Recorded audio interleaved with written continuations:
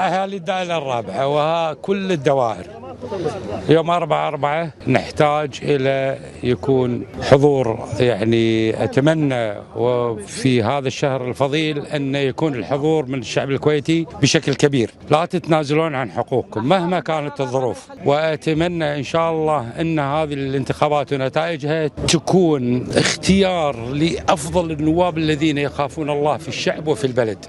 نبي نواب لا يجاملون على مصلحة البلد، نبي نواب لا يجاملون على مصلحة الكويت. مصلحة الكويت والشعب الكويتي فوق كل الاعتبار، وأنا قلت وأكرر إذا الله وصلني وأن الأخوان الناخبين والناخبات تفضلوا علينا وأكرمونا بأن يوصلونا إلى مجلس الأمة، والله أي واحد أو أي نائب يعمل ضد الشعب الكويتي وضد البلد أو أي شخص يجمع له مجموعة من النواب للإضرار بمصلحة البلد أو البحث عن مصالحهم قسما بالله في القاعة راح أتكلم بالاسم عن أي واحد يضر البلد أو يضر الشعب الكويتي. والله يوفق الجميع، هم اللي يختارون.